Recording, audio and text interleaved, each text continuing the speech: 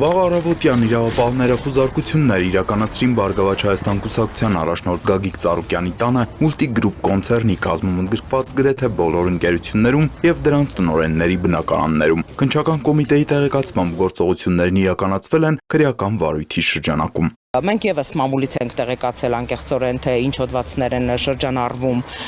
կոնկրետ պարոն Ծառուկյանի անձի հետ կապված, ինչպես նաեւ մի շարք ձեռնարկությունների, այո, փողերի լվացում, հարկերից խուսափում, բայց սա մամուլից ստացած տեղեկատվությունն է, որովհետեւ քննչական կոմիտեն եւս հարկ չի համարում առ այս պահը որևէ պարզաբանում, պաշտոնական պարզաբանում տալ այս հարցի հետ կապված, իսկ ինչպես տեսնում եք, մեր փաստաբանները վերևում են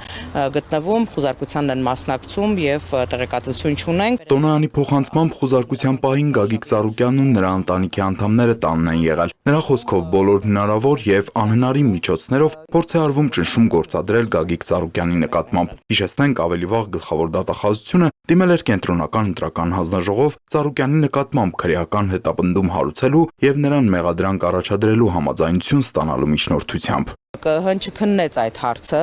ըստ երևույթին կանխազգալով կամ հստակ իմանալով, թե ինչ որոշում է Սահմանադրական դատարանը կայացնելու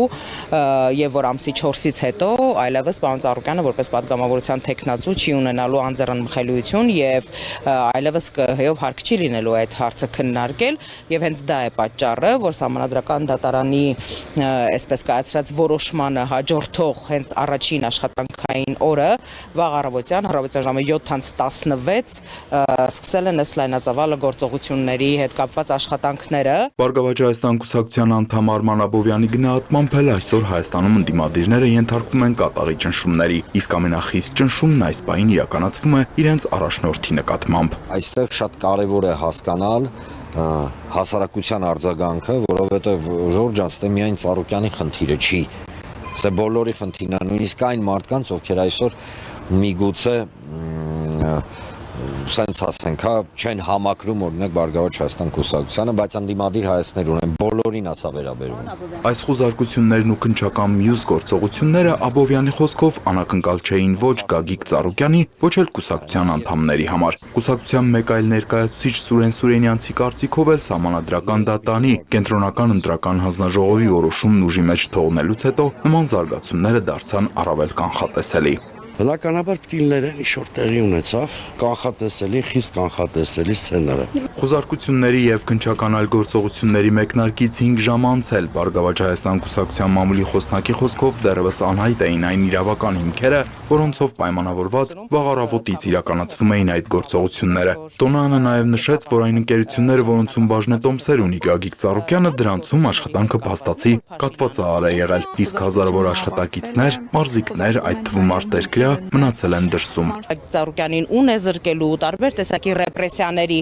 ենթարկելու վերաբերյալ սպառնալիքները ամբողջ քարոզարշավի ընթացքում շարունակական են եղել եւ բնականաբար այս գործողությունները, այդ սպառնալիքները ցանկացած գնով կյանքի կոչվելուն են միտված։ Իվետա Տոնոյանի խոսքով 3 փաստաբաններից սկզբում 2-ին էր թույլատրվել մասնակցել խուզարկություններին, այնուհետև 3-ին Երեմ Սարգսյանին եւս թույլատրվեց մասնակցել քննչական գործողություններին։ Քննչական կոմիտեից էլ հայտնեցին, որ քննվող 1 տասնյակից ավելի քրեական վարույթների շրջանակում 70-ից ավելի հասցեներում կատարվում են միաժամանակյա խուզարկություններ։